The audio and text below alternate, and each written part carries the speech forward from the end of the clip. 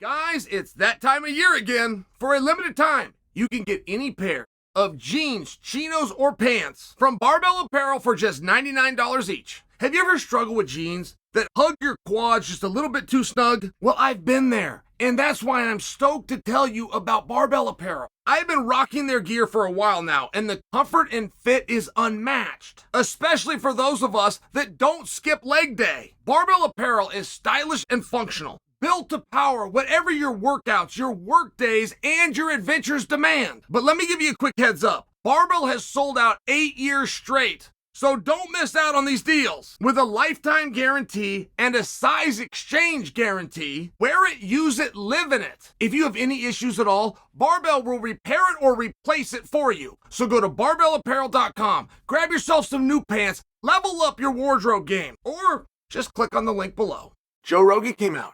He said, I hate the fight. Talking about Max and Gaethje. He said, I hate the fight. I was listening a little closer at that point. I wanted to hear why. Because for me, that's a very exciting fight. And anytime you get parity, you have some fun. Anytime you bring out the BMF belt, you have some fun. What's Rogan hate this fight for? And Rogan explained it. He said Max has tried to come to 155 before. Now he's alluding to the time that Max bumped up, tried to take on Khabib, it gets scratched, ultimately does compete at the weight class one time with Dustin Poirier and did not win a round. And I will agree with Joe, that was very surprising.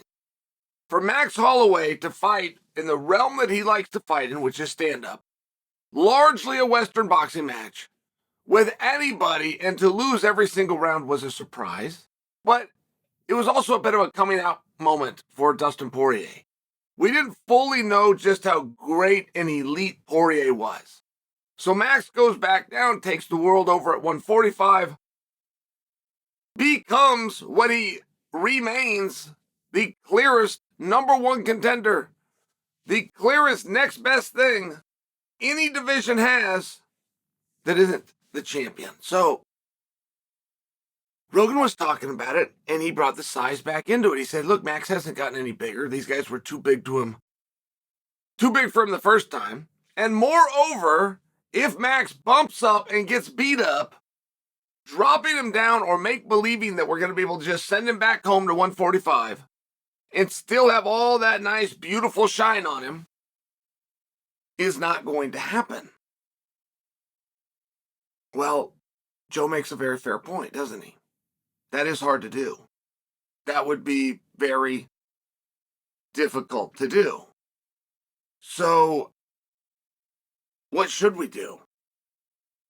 And as we look at 155 pounds, but as specifically as we look at UFC 300, and even more specifically as we look at the defense of the BMF belt, there is a part where we look desperate. And I'm a fan that can't seem to be happy. Like, I'm the fan where you're going to go first, you're going to make all the moves, you're going to do all the effort, you're going to spend all the money, and then I'm going to sit back and complain and tell you everything that you did was wrong. Now, at no point am I going to tell you if you would have just done this, I would have been happy. I'm never going to offer you a suggestion because I don't want to be happy. I want to be able to complain, but not for nothing. It is kind of easy here.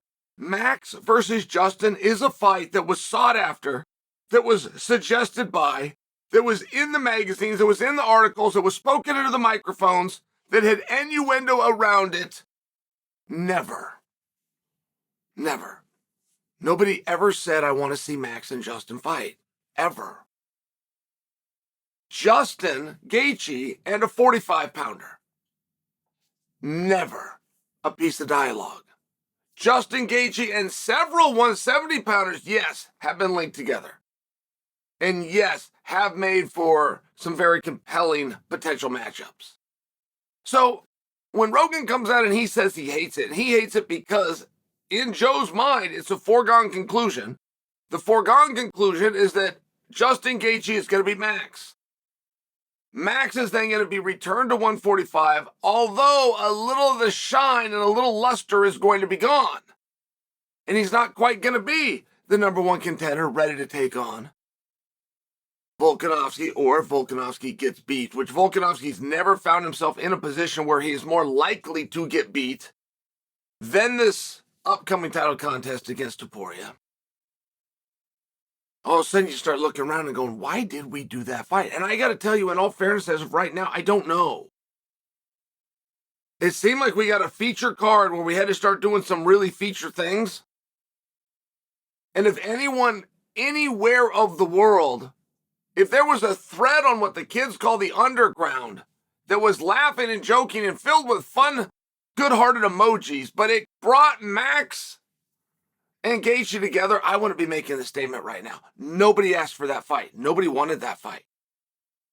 Now, that fight's here, it's cool. That's cool. That's a cool thing. The fact that we're going to have a lineage to the BMF belt, like there's some cool things here.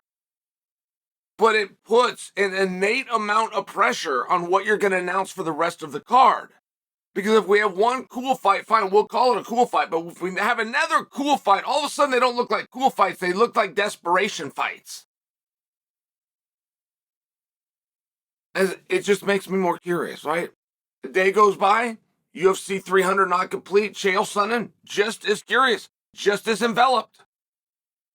But I thought for the fights that we had, we're relatively happy. If you try to put Kayla Harrison on a main card, you're going to have a big mistake. She does not belong there for one. She's not going to be able to beat the scale for two. Not guaranteed. That's a hard one. I mean, that's a test in and of itself. There was no pre-test cut done, at least not to by what you think those standards mean. You don't want to be shuffling massive cards. We had to shuffle UFC 200 because Jon Jones had some picograms floating around his ass cheek. We don't want to run into that again. We want to get the really good fights in the really right order and get them to the cage. Joe Rogan does not like Max versus Gaethje. But I tell you what, I think Joe Rogan will like Max versus Gaethje a lot more if Max comes out the winner.